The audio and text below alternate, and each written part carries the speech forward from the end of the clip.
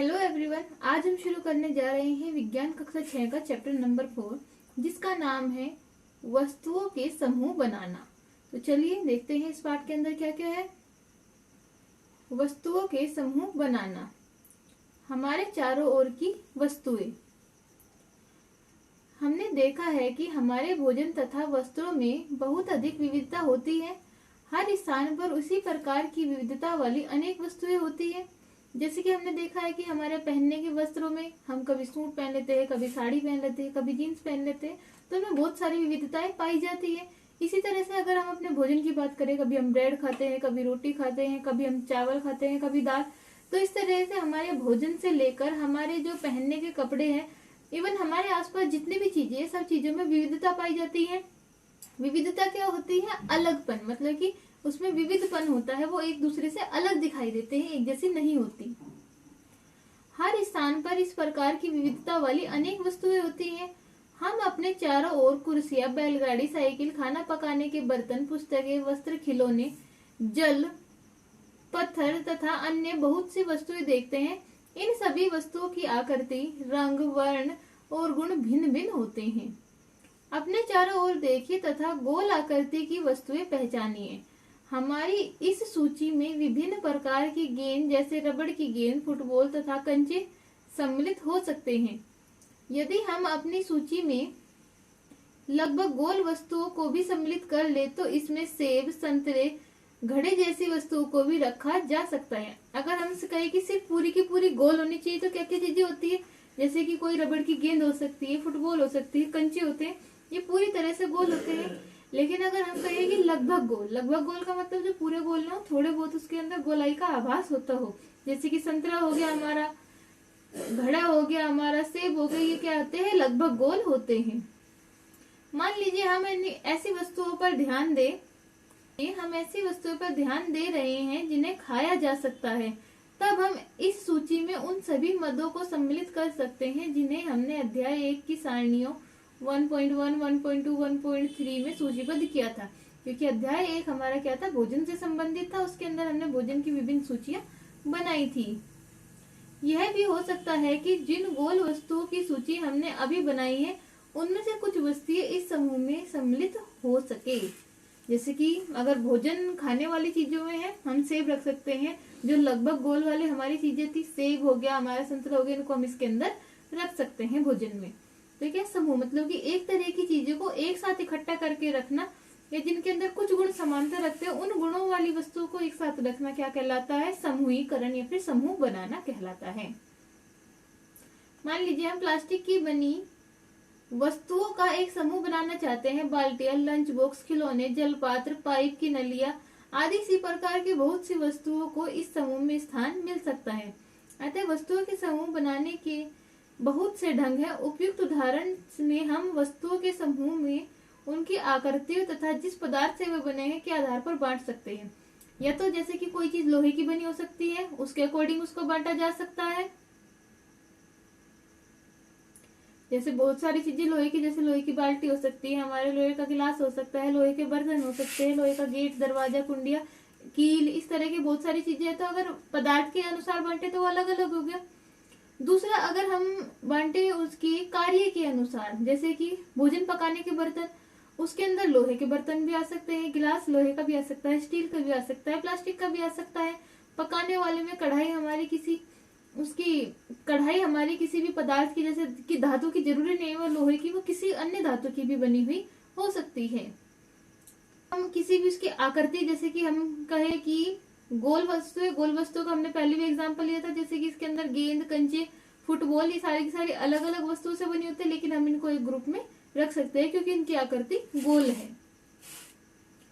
हमारे चारों ओर की वस्तुएं एक अथवा एक से अधिक पदार्थों से बनी होती है। ये पदार्थ कांच, धातुएं, प्लास्टिक, लकड़ी, रुई, कागज, पंख तथा मृदा हो सकते हैं। क्या आप पदार्थों के और अधिक उदाहरण विचार कर सकते हैं कि और क्या क्या चीजें होती है? जो पदार्थ होते हैं हमारे आसपास की वस्तुएं होते हैं, जैसे खिलौने हो गए, ताला, चाबी, बच्चों के खिलौने हो गए, या फिर जो हमारे चेयर, कुर्सी, बहुत सारी ऐसी चीजें हैं जो हमारे आसपास उपस्थित हो सकती है। क्रियाकलाप आ गया यहाँ पे, क्रियाकलाप नंबर 1। आइए अब हम अपने चारों ओर की जितनी संभव हो सके उतनी वस्तुएं एकत्र करते हैं। हम में से प्रत्येक अपने घर के प्रतिदिन उपयोग होने वाली एक वस्तु ला सकता है तथा कुछ वस्तुएं कक्षा के कमरे में से अथवा विद्यालय के बाहर से एकत्रित कर सकते हैं। हमारे इस संग्रह में हमारे पास क्या क्या हो सकता है, जैसे कि क्या करना है, हमें कुछ वस्तुएं तो हमारे घर से लेके आनी है जो भी हमारे घर में प्रतिदिन प्रयोग होती है, कुछ हमें विद्यालय से उठा लेनी है या फिर हमारे आसपास से उठा लेनी, जरूरी नहीं विद्यालय से। जो भी हमारे आसपास की वस्तुएं उनको हम ध्यान से देखें तो हमारे पास क्या क्या चीजें उपलब्ध हो सकती है आसानी से।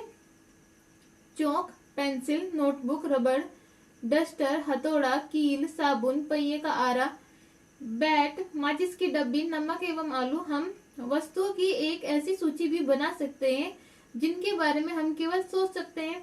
ऊपर की चीजें जिनके हमने अभी नाम लिए उनको सबको हम एकत्र कर सकते हैं, लेकिन कुछ ऐसी चीजें भी होती है जिनको हम उठा के नहीं ला सकते।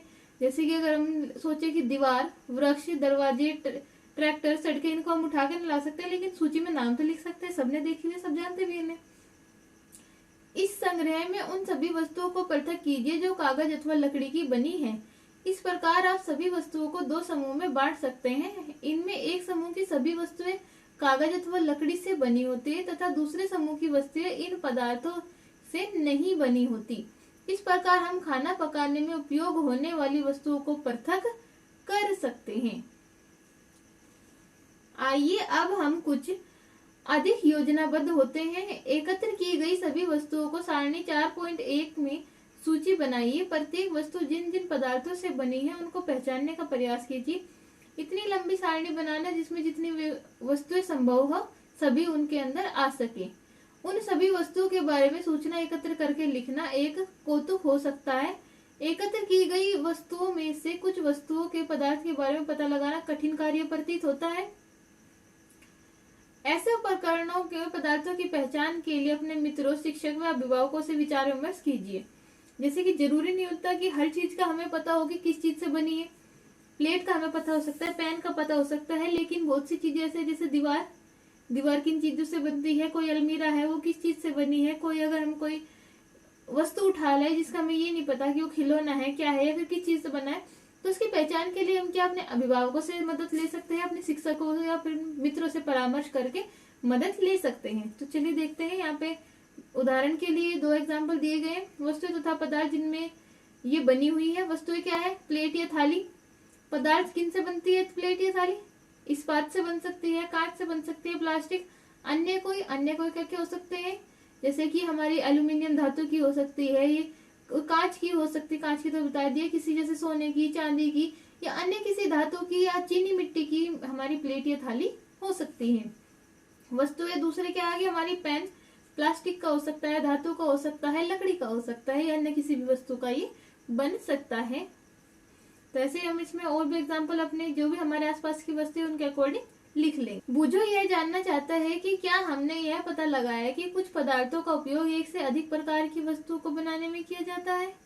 हाँ बिल्कुल, जैसे कि अगर हम लकड़ी का एग्जाम्पल ले तो लकड़ी के बर्तन भी बनते हैं, लकड़ी की चम्मच, कटोरी, थाली वगैरह बन जाती है, और साथ में लकड़ी के हम दरवाजे, कुर्सी, खिड़कियां, सारी चीजें लकड़ी से घर तक बन जाता है। तो लकड़ी हो गया, हमारी धातु होगी, ऐसी बहुत सारी वस्तुएं हैं, प्लास्टिक होगी, जिनका प्रयोग एक से अधिक प्रकार की वस्तुएं बनाने में किया जाता है। क्रियाकलाप नंबर 2 आ गया है यहाँ पर।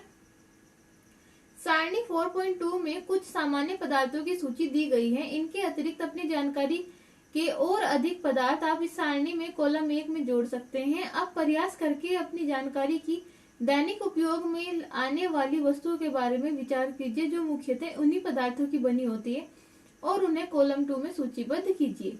हम इसमें क्या करना है, क्रियाकलाप में देखो सीधा सा बताया क्या गया है कि यहाँ पर प्लेट, थाली हमने पहले ली थी, ये यहाँ पे सूची बनाई थी हमने ही। इसमें क्या था, प्लेट किस चीज से बनी, इस्पात, कांच, प्लास्टिक, पेन कहीं से प्लास्टिक, धातु या लकड़ी वगैरह से बना था। इनमें से हमें ये वाले पदार्थ उठाने हैं और उनसे और क्या नई नई चीजें बन सकती है उनका हम लिख सकते हैं। जैसे कि पहला हमने उठाया लकड़ी।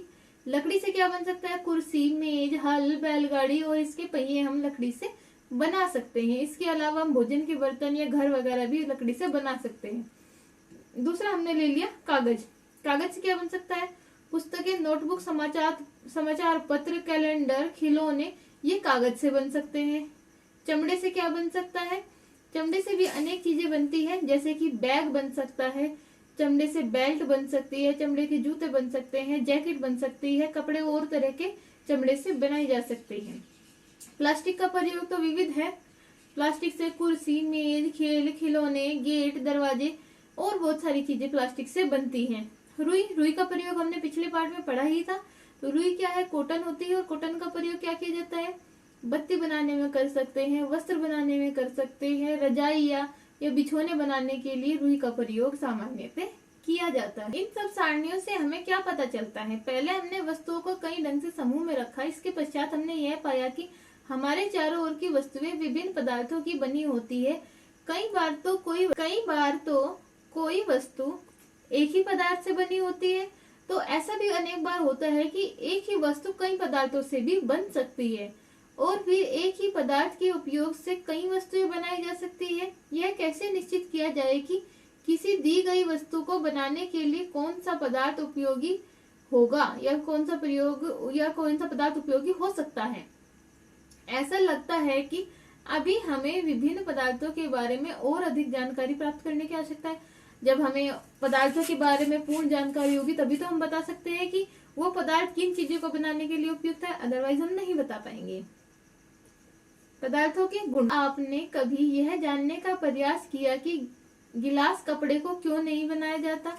मतलब कि जो भी हमारा कपड़ा है उसका तो हम गिलास नहीं बना सकते। गिलास बनाने के लिए तो धातु चाहिएगी, कांच चाहिएगा या फिर चीनी मिट्टी चाहिएगी, इस तरह के कोई पदार्थ चाहिएगा। लेकिन हम कपड़े का या रुई का हम क्या नहीं बना सकते, गिलास। यहाँ पर अगर हम देखें अध्याय 3 में कपड़े के टुकड़े के साथ जो प्रयोग हमने किया था उससे याद कीजिए और यह ध्यान रखिए कि हम गिलास का उपयोग सामान्यतः द्रव को रखने के लिए करते हैं। इसलिए अब यदि हम कपड़े के गिलास बनाएं तो क्या यह कार्य काफी हास्यप्रद प्रतीत नहीं होगा? गिलास बनाने के लिए हमें कांच, प्लास्टिक, धातु या कोई ऐसा पदार्थ की आवश्यकता होती है जो जल को रोक सके या फिर द्रव को रोक सके। इस प्रकार खाना पकाने वाले पात्र बनाने के लिए कागज का उपयोग करना भी कोई बुद्धिमानी का कार्य नहीं माना जा सकता। जैसे कि यहाँ पे दिखाया गया, अगर कपड़े का गिलास बनाकर उसके अंदर हम पानी डालेंगे तो पानी सारा का सारा हमारा बाहर निकल जाएगा। क्योंकि पिछले अध्याय में हमने पढ़ा था कि कपड़ा किन से बनता है, कपड़ा बनता है तागों से, और तागे हमारे छोटे छोटे फाइबर से या फिर फाइबर से बनते हैं, तो जिनके अंदर बीच बीच में आपस में बुनाई होती है। बुनाई की वजह से बीच में जगह होती है जिनमें से पानी आसानी से छन सकता है, एक तरह से छन्नी की तरह। तो कपड़े का गिलास हम नहीं बना सकते। तब हम यह देखते हैं कि हमारे द्वारा किसी वस्तु को बनाने के लिए किसी पदार्थ का चयन किया जाना उस पदार्थ के गुणों तथा उपयोग की जाने वाली वस्तु के प्रयोजन पर निर्भर करता है। तो अगर हम किसी पदार्थ का चयन कर रहे हैं कि जैसे हमें गिलास बनाने का सोचना है कि गिलास बनाएंगे, लेकिन क्या पदार्थ हम प्रयोग करेंगे, तो हमारे दिमाग में क्या वस्तु आएंगी? कोई भी ऐसा पदार्थ जो गिलास बनाने के लिए प्रयुक्त होगा, उसमें क्या गुण होना चाहिए कि लिक्विड को या किसी भी तरल पदार्थ को, जैसे कि जल को, दूध को बहने से रोक सके। तो इसके लिए हम धातु का प्रयोग कर सकते हैं, प्लास्टिक का प्रयोग आसानी से कर सकते हैं। अतः पदार्थों के वह सब गुण क्या है जो उसके उपयोग के लिए महत्वपूर्ण होते हैं। नीचे कुछ गुणों की विवेचना की गई है। चलिए देखते हैं नीचे कौन कौन से गुण यहाँ पे दी गई है। सबसे पहला है दिखावट।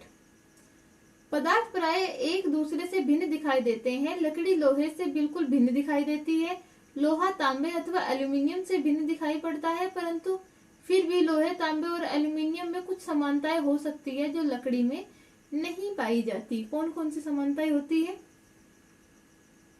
लकड़ी क्या है, लकड़ी अगर हम ज्यादा देर तक उसको गीला रखें या फिर उसको पानी के अंदर अधिक समय तक प्रयोग करें तो लकड़ी गल सकती है, लेकिन ऐसा लोहे, तांबे और एल्यूमिनियम या फिर धातु के बर्तनों के साथ ऐसा नहीं होता है।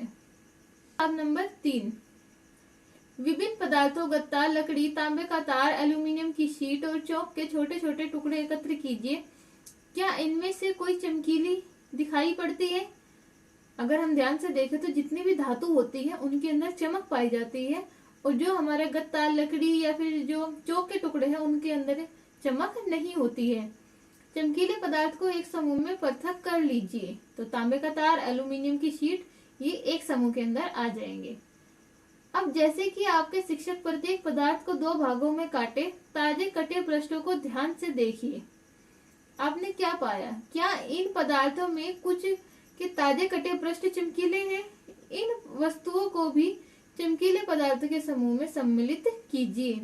जैसे कि बहुत बार क्या होता है कि जो धातु का टुकड़ा होता है वो जंग लगने के कारण उसकी चमक समाप्त हो जाती है, लेकिन अगर हम उसको काट के देखते हैं तो जो कटा हुआ हिस्सा होता है वहां पे बहुत ज्यादा चमक दिखाई देती है, जो कि धातु का गुण है। क्या आप अन्य पदार्थों को इसी प्रकार की कोई चमक या धुति देखते हैं? चमक को ही धुति कहते हैं। जैसे भी संभव हो सके किसी भी ढंग से उन्हें काटिए।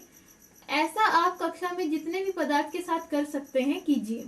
धुतिवान या चमकवान पदार्थों की सूची बनाइए। काटने के स्थान पर आप पदार्थों के पृष्ठों को रेगमाल से रगड़कर यह देख सकते हैं कि धुतिवान है अथवा नहीं, मतलब कि उनके अंदर चमक है या नहीं। अगर हम जैसे कि अगर लोहे का मोटा डंडा है उसको हम नहीं काट सकते आराम से, तो काटने की जगह क्या करेंगे, उसका एक छोटा सा कोना लेंगे और उसको हम रेगमाल से रगड़ कर देखेंगे, तो अगर वहां पे चमक उत्पन्न होगी तो उसकी पता हमें लग जाएगा। पदार्थ जिनमें इस प्रकार की चमक होती है वे प्राय धातु होती है। लोहा, तांबा, एल्यूमीनियम तथा सोने धातुओं के ही उदाहरण हैं। कुछ धातुएं बहुधा अपनी चमक खो देती है, इन्हें इसलिए वे द्युतिहीन दिखाई देने लगती है, चमकहीन दिखाई देने लगती है। ऐसा उन पर वायु तथा नमी की अभिक्रियाओं के कारण होता है। जैसे कि लोहे के ऊपर जंग लग जाता है तो फिर वो चमकदार नहीं दिखाई देती, इसलिए हमें केवल ताजे करते पृष्ठ पर ही द्युति दिखाई देती है। अब आप किसी लोहार अथवा वर्कशॉप का भ्रमण करें तो धातु की छड़ों के ताजे कटे पृष्ठों को देखने का प्रयास करें और यह देखें कि इनमें द्युति है अथवा नहीं। तो अगर हम कहीं पे जहाँ पर भी लोहार की दुकान होती है, लोहार की वर्कशॉप होती है, वहां पर जाके देखें, अगर कोई भी धातु का ताजा काटा टुकड़ा होगा तो वहां पर हमें बहुत तेज चमक दिखाई देगी। कठोरता पहला गुण हो गया। अब आ गया कठोरता, दूसरा गुण। जब आप विभिन्न पदार्थों को अपने हाथों से दबाते हैं तो उनमें से कुछ को दबाना कठिन होता है तथा कुछ को आसानी से संपीड़ित हो जाता है। संपीड़ित मतलब कि सिकुड़ना, दब जाते हैं आसानी से।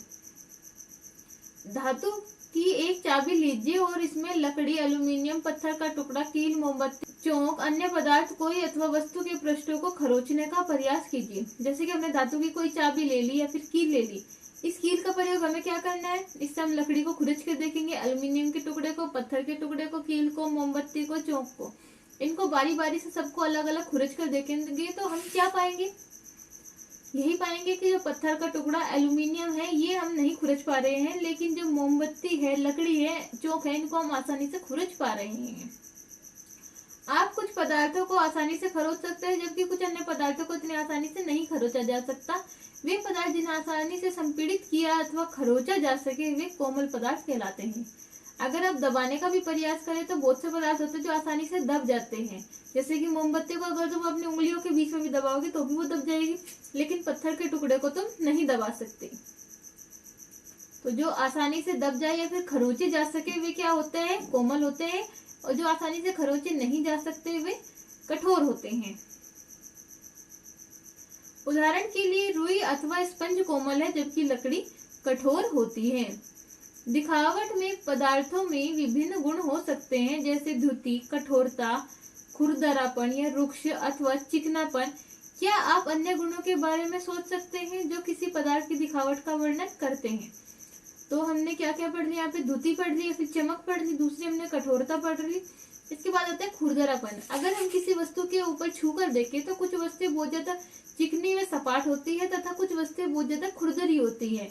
इनके द्वारा भी हम इसकी पहचान कर सकते हैं। जैसे कि कोई ईंट का फर्श है तो वो बहुत ज्यादा खुरदरा दिखाई देगा, लेकिन अगर कोई कहीं पर सीमेंट का या फिर टाइल लगी हुई है तो वो फर्श काफी चिकना होता है। दिखावट में पदार्थों के विभिन्न गुण हो सकते हैं, ये हमने कर लिया है। अगला गुण विलय अथवा अविलय। इसके अंदर आएगा क्रियाकलाप नंबर 4।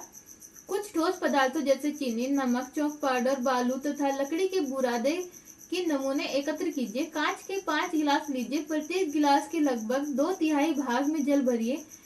पहले गिलास में कुछ मात्रा में चीनी, दूसरे में नमक तथा इसी प्रकार शेष गिलासों में अन्य पदार्थ मिलाइए।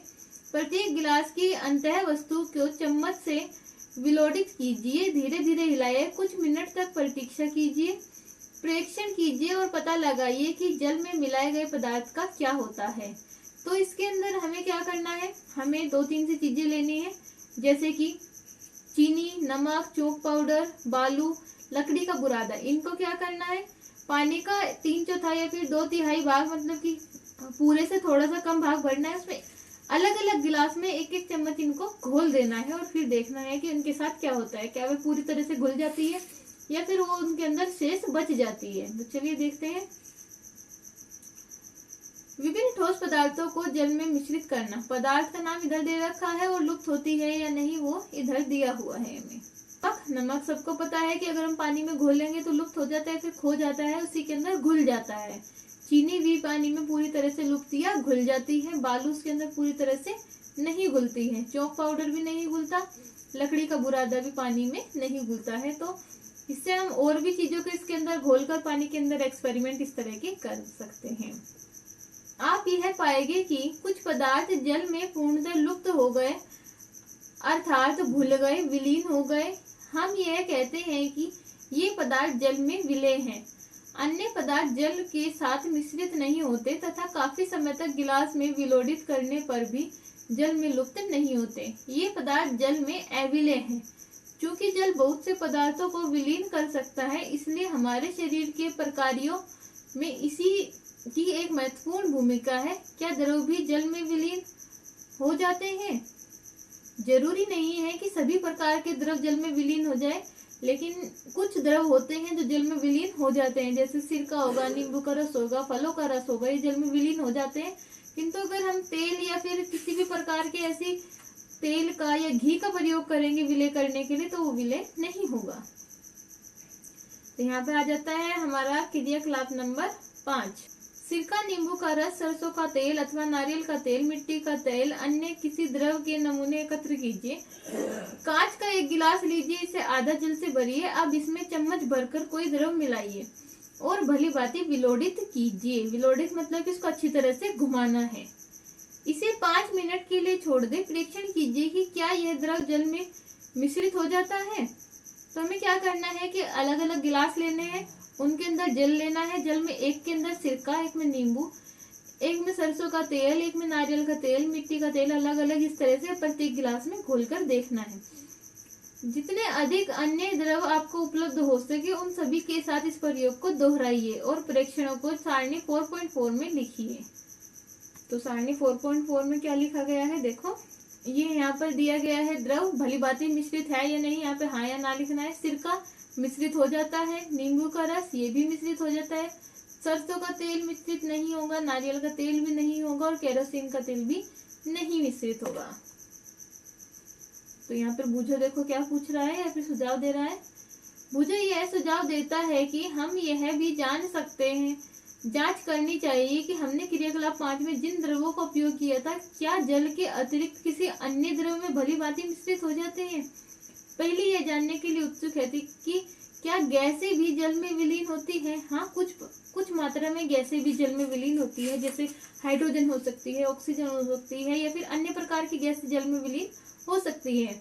इसी प्रकार जैसे बूझो ने पूछा कि द्रव में जैसे जल के अलावा कुछ द्रव होते हैं, कुछ पदार्थ ऐसे होते हैं जो तेल में विलय हो जाते हैं, कुछ द्रव ऐसे होते हैं जो अल्कोहल में विलय हो जाते हैं। तो ऐसे अन्य पदार्थ भी होती हैं जिनमें पदार्थ भली भांति मिश्रित। हम ये देखते हैं कि कुछ द्रव जल में पूर्णतः मिश्रित हो जाते हैं, कुछ अन्य द्रव जल में मिश्रित नहीं होते और कुछ समय तक ऐसे छोड़ देने पर अपने पृथक परत बना लेते हैं। कुछ गैस जल में विलय है जबकि अन्य नहीं है। सामान्यतः जल में गैसें थोड़ी ही मात्रा में विलीन होती है। उदाहरण के लिए जल में गैस ऑक्सीजन गैस जल में रहने वाले जंतु एवं पादपों की उत्तरजीविता के लिए अत्यंत महत्वपूर्ण होती है। वस्तुएं जल में तैर अथवा डूब सकती है। क्रियाकलाप नंबर 4 करते समय आपने यह ध्यान दिया होगा कि जल में अविलय ठोस जल से पृथक हो जाता है।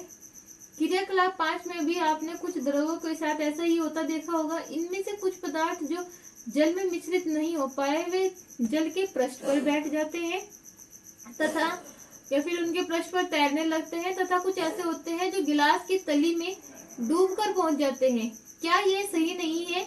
हम ऐसे बहुत से उदाहरण देखते हैं। जैसे कि अगर हमने लकड़ी का बारूदा घोला तो वो ऊपर तैरेगा, सबको ही पता रहता है। लेकिन अगर हमने उसमें बालू घोली है या फिर रेत डाला है तो फिर रेत ऊपर न तैरकर नीचे जमीन में बैठ जाता है। जिसमें पदार्थ जल में तैरते रहते हैं अथवा डूब जाते हैं। किसी तालाब की सतह पर गिरी सूखी पत्तियां, वह कंकड़ जो आप उसी तालाब में फेंक देते हैं, शहद की कुछ बूंदें जिन्हें आप गिलास के जल में डालते हैं, ये सब क्या है, जल की सतह में डूब जाती हैं। बूझो यह जानना चाहता है कि आप उस जल में तैरने वाले अथवा जल में डूबने वाले पदार्थों के 5 उदाहरण दें। अन्य द्रवों जैसे तेल में यह पदार्थ तैरते अथवा डूब होते हैं। इन्हें देखने के लिए आप किस प्रकार का परीक्षण करेंगे? तो इसके देखने के लिए हम क्या परीक्षण करेंगे? हमें सिर्फ क्या करना है, जल का एक बड़ा सा बर्तन लेना है, उसके अंदर हमें जिन जिन चीजों को हमें जांच करना है वो उसके अंदर डाल देनी है। तो उससे हमें आसानी से पता लग जाएगा कि कौन कौन सी चीजें ऊपर तैरती है और कौन सी चीजें नीचे डूब जाती है। जैसे कि गुब्बारा ऊपर तैरेगा, हमारा बारूदा ऊपर तैरेगा, और बहुत सारी चीजें ऐसी है जो जल से हल्की होगी वो ऊपर तैरेगी, और जो जल से भारी होगी मुख्यतः धातु वो डूब जाती है। पारदर्शिता, अगला गुण आ गया। आपने लुका छिपी का खेल खेला होगा। उन स्थानों के बारे में विचार कीजिए जहां आप खेलते समय छिपना चाहेंगे ताकि आप दूसरों को दिखाई न दें। आपने उन स्थानों को ही क्यों चुना? क्या आपने कभी शीशे की खिड़की के पीछे छिपने का प्रयास किया? नहीं, बिल्कुल नहीं। कोई भी बच्चा ऐसा नहीं होता है जो लुका छिपी के गेम में शीशे के पीछे छिपे, क्योंकि उससे आर पार दिखाई दे जाएगा। स्पष्ट रूप से नहीं, क्योंकि ऐसा करने से आपको मित्र शीशे से आपको देखकर पता लगा लेगा। इन पदार्थों अथवा सामग्रियों जिनसे होकर वस्तुओं को देखा जा सकता है उन्हें पारदर्शी कहते हैं। कांच, जल, वायु तथा कुछ प्लास्टिक पारदर्शी पदार्थों के उदाहरण है।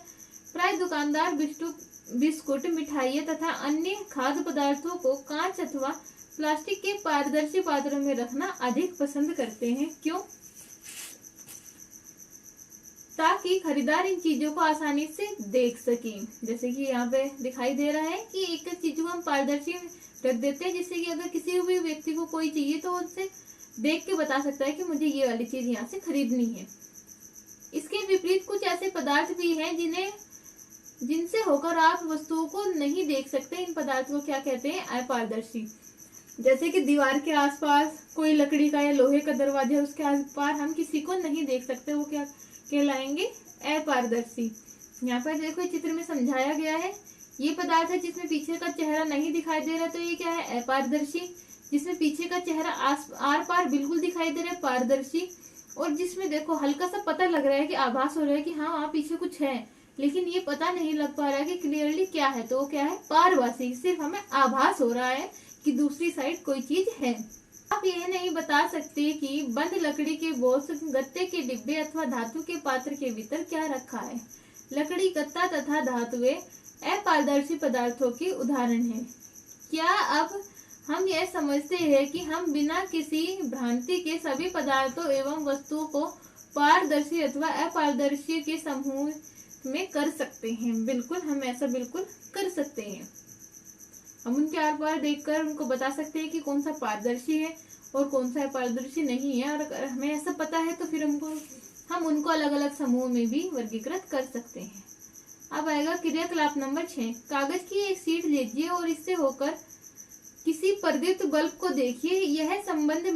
इस संबंध में अपने प्रेक्षण नोट कीजिए। अब कागज की शीट के बीच में दो तीन बूंद खाने के तेल या मक्खन डालकर इसे फैलाइए। कागज के उस भाग से जहां तेल फैला है प्रदीप्त बल्ब दोबारा ध्यान से देखिए। अब आप क्या देखते हैं? क्या आप यह पाते हैं कि अब बल्ब हमें पहले की अपेक्षा अधिक स्पष्ट दिखाई देता है? बिल्कुल। अगर एक तो प्लेन कागज है जिसके आर पार हम बल्ब देखते हैं तो हल्की लाइट आएगी, लेकिन अगर उसी को हम तेल में डुबोकर या फिर उस पर हल्का सा मक्खन लगाकर देखेंगे तो वो जो लाइट होगी वो थोड़ी सी तीव्र दिखाई देगी। परंतु क्या आप इस चिकने कागज से होकर प्रत्येक वस्तु को स्पष्ट देख सकते हैं? बिल्कुल नहीं देख सकते। हम सिर्फ प्रकाश की मात्रा को बढ़ता या घटता देख सकते हैं। ऐसे पदार्थ जिनसे होकर वस्तुओं को देख तो सकते हैं परंतु बहुत स्पष्ट नहीं देखा जा सकता, उन्हें पारभासी कहते हैं, कि केवल आभास होता है कि हाँ दूसरी तरफ ये चीज हो सकती है। कागज पर लगे उस तैलीय धब्बे को याद कीजिए जिसका प्रयोग हमने खाद्य पदार्थ के वसा परीक्षण के लिए पिछली कक्षा में किया था। पिछली कक्षा में हमने किया था कि हम अगर किसी पदार्थ का हमने परीक्षण करना था कि इसके अंदर वसा है या नहीं, तो पदार्थ को हम कागज के ऊपर रगड़ेंगे और उसके आर पार देखेंगे कि वहां से कोई तेल की बूंद उसके अंदर निकली या नहीं निकली। तो वो भी क्या था, पारभासी ही था। क्या आप पारभासी पदार्थों के कुछ और उदाहरणों की सोचकर देख सकते हैं, या आपको स्वयं सोचना होगा। अतः हम पदार्थों को पारदर्शी, अपारदर्शी, पारभासी के समूह में वर्गीकृत कर सकते हैं। पहली, किसी अंधेरे वाले स्थान पर टॉर्च के कांच को हथेली पर ढकने का सुझाव देती है। टॉर्च का स्विच ऑन करके हथेली की दूसरी ओर का परीक्षण कीजिए। वह यह जानना चाहती है कि क्या आपकी हथेली अपारदर्शी, पारदर्शी या पारभासी। तो जब भी हम अंधेरी लाइट में देखते हैं तो हमारी हथेली से हल्का सा प्रकाश गुजरता है, तो इससे हम कह सकते हैं कि जो हमारी हथेली है वो पारभासी होती है। हमने यह सीख लिया कि किसी पदार्थ की अपनी भिन्न दिखावट होती है तथा इनके जल अथवा अन्य द्रवों में मिश्रित होने के ढंग भिन्न भिन्न होते हैं। वे जल में तैर अथवा डूब सकते हैं अथवा पारदर्शी, अपारदर्शी, पारभासी हो सकते हैं। तो ये क्या है, पदार्थों के गुण हैं जिनको हमने अभी पढ़ा है। पदार्थों का समूहन उनके गुणों की समानताओं अथवा विभिन्नताओं के आधार पर किया जा सकता है। हमें पदार्थों को समूह में रखने की आवश्यकता क्यों पड़ती है? दैनिक जीवन में हम प्राय पदार्थों का समूहन अपनी सुविधा के लिए करते हैं। घर में हम अपनी वस्तुओं का भंडारण सामान्यतः इस प्रकार करती है कि एक जैसी वस्तुएं एक साथ रखी हो। इस प्रकार की व्यवस्था द्वारा हम आसानी से उनका पता लगा सकते हैं। अगर हम समूह बनाकर अपने घर में किसी भी चीज का भंडारण करेंगे, जैसे कि खाने की चीजें हम सारी रसोई में रखेंगे, बिस्कुट एक जगह पे रखेंगे, नमकीन का पैकेट एक जगह पे रखेंगे, कपड़े हैं अगर किसी एक इंसान के कपड़े एक स्थान पर रख देंगे, उनमें भी जैसे जीन्स है वो सारी एक तरफ पर, टॉप एक तरफ पर, सूट एक तरफ पर, तो उससे क्या होगा कि हम आसानी से अगर कभी ढूंढने की जरूरत पड़ी तो वो आसानी से ढूंढ सकते हैं। तो ये क्या होता है, समूह बनाने का या समूहन करने का फायदा होता है। इसी प्रकार कोई पंसारी प्राय सभी प्रकार के बिस्कुटों को अपनी दुकान के एक कोने में रखता है, सभी साबुनों को अन्य स्थान पर, जबकि अनाज तथा दालों को भंडारण किसी अन्य स्थान पर करता है। तो ये क्या है, समूहन ही होगा, ये समूह बनाना ही होता है। इस प्रकार के समूहन के लाभप्रद होने का एक दूसरा कारण भी है। पदार्थ को इस प्रकार समूहों में बांटकर उसके गुणों का अध्ययन तथा उन गुणों में किन्हीं भी पैटर्नों का अवलोकन करना सुविधाजनक होता है। इसके विषय में अधिक अध्ययन हम उच्च कक्षाओं में करेंगे, ज्यादा डिटेल में भी हमें जानने की आवश्यकता नहीं है। प्रमुख शब्द आ गए इसके पाठ के, जैसे कि कठोर, कोई भी चीज जो कड़ी होती है, जिसको आसानी से संपीड़ित या दबाया नहीं जा सकता, वो कठोर होती है। अपारदर्शी, जिसके आर पार नहीं देखा जा सकता बिल्कुल भी, वो अपारदर्शी है। अविलेय, जो जल में अघुलनशील होता है, जल में घुलता नहीं है, मिलता नहीं है, वो अविलेय होता है। रुक्ष या खुरदरा, जिसकी सतह छूने पर थोड़ी सी उभरी हो या फिर ऊंची नीची हो, वो क्या होती है, खुरदरा होता है। धुति में चमकीला, मतलब कि धुति में क्या होता है, चमकीला, जिसमें से चमक उत्पन्न होती है, जैसे कि धातु के कटे हुए सिरे पर से। विलेय, जो आसानी से घुल जाता है जल के अंदर, जैसे नमक हो गया, चीनी हो गया। पदार्थ, कोई भी वस्तु जो हम देख सकते हैं, उठा सकते हैं, छू सकते हैं, वो पदार्थ है। पारभासी, ऐसा पदार्थ जिसके आर पार केवल आभास होता है, प्रकाश जा सकता है लेकिन संपूर्ण दिखाई नहीं देता, वो पारभासी है। धातु, धातु क्या होती है, धातु जैसे लोहा हो गया, तांबा हो गया, पीतल हो गई, ये धातुएं होती है। पारदर्शी, जिनके आर पार आसानी से देखा जाए, जैसे कि कांच का टुकड़ा, तो उसके आसानी से हम आर पार देख सकते हैं। अब आ जाता है पाठ का सारांश। हमारे चारों ओर की वस्तुएं अनेक प्रकार के पदार्थों की बनी है। किसी दिए गए पदार्थ का प्रयोग बहुत सी वस्तुओं के निर्माण में किया जा सकता है। किसी वस्तु को केवल एक ही पदार्थ से भी बनाना संभव हो सकता है अथवा उसे विभिन्न प्रकार के पदार्थों से भी बनाया जा सकता है। विभिन्न प्रकार के पदार्थों के गुण भिन्न भिन्न होते हैं। कुछ पदार्थ दिखावट में चमकदार होते हैं जबकि अन्य नहीं होते। कुछ खुरदरे होते हैं, कुछ चिकने। इसी प्रकार कुछ पदार्थ स्पर्श करने पर कठोर लगते हैं, वे अन्य कोमल लग सकते हैं। कुछ पदार्थ जल में विलेय होते हैं जबकि कुछ अन्य अविलेय होते हैं। कुछ पदार्थ जैसे कांच पारदर्शी होते हैं, जैसे लकड़ी धातुएं अपारदर्शी होते हैं तथा कुछ पारभासी होते हैं। पदार्थ को उनके गुणों की समानताओं तथा विभिन्नताओं के आधार पर समूह में बांटा जा सकता है। वस्तुओं को सुविधा तथा उनके गुणों के अध्ययन के लिए एक साथ समूहित किया जा सकता है। तो पाठ हमारा यहाँ पर समाप्त होता है। इसके अंदर क्या दिया गया था कि समूहीकरण या फिर समूह किस तरह से बनाने हैं। समूह बनाने के लिए हमें पदार्थों के गुण देखने पड़ेंगे, जैसे कि कोई चिकना है, खुरदरा है, या फिर कोई गोल है, पारदर्शी है, अपारदर्शी है, विलेय अविलेय, किसी भी एक गुण के आधार पर हम उनका समूह बना सकते हैं। और समूह बनाने से क्या होगा कि उनके गुणों का अध्ययन हम सरलता से और आसानी से सुविधाजनक रूप से कर सकते हैं। अब आ जाते हैं इसके अभ्यास के प्रश्न। लकड़ी से बनाई जा सकने वाली 5 वस्तुओं के नाम। लकड़ी से क्या क्या चीजें बन सकती है? लकड़ी से दरवाजे बन सकते हैं, पेन बन सकता है, चेयर बन सकती है, टेबल बन सकते हैं, घर बन सकते हैं, या फिर चम्मच वगैरह इत्यादि लकड़ी से बनाई जा सकती है। निम्नलिखित में से चमकदार पदार्थों का चयन कीजिए। कांच की प्याली चमकदार होती है, प्लास्टिक का खिलौना चमकदार हो भी सकता है और खुरदरा भी हो सकता है, तो ये भी हो सकता है। स्टील की चम्मच भी चमकदार होती है, सूती कमीज चमकदार नहीं होती। निम्नलिखित वस्तुओं का मिलान उन पदार्थों से कीजिए जिनमें उन्हें बनाया जा सकता है। तो यहाँ पे हमें मिलान करना है, जैसे कि वस्तुएं एक सारे पदार्थ की, ये जो वस्तुएं किस पदार्थ से बनी है। पुस्तक किससे बनी है? पुस्तक बनती है हमारी कागज से। गिलास कहीं से बनता है? गिलास प्लास्टिक से भी बन सकता है, कांच से भी बन सकता है, तो गिलास में से ज्यादातर हम कांच का ही प्रयोग करेंगे। कुर्सी बनती है लकड़ी से। खिलौना बनता है हमारा प्लास्टिक से। जूते बन सकते हैं चमड़े से। ऐसे चमड़े से हमारे खिलौने भी बन सकते हैं। बहुत सारी चीजें हैं जो एक दूसरे से। गए कथन सत्य अथवा असत्य, इसका उल्लेख कीजिए।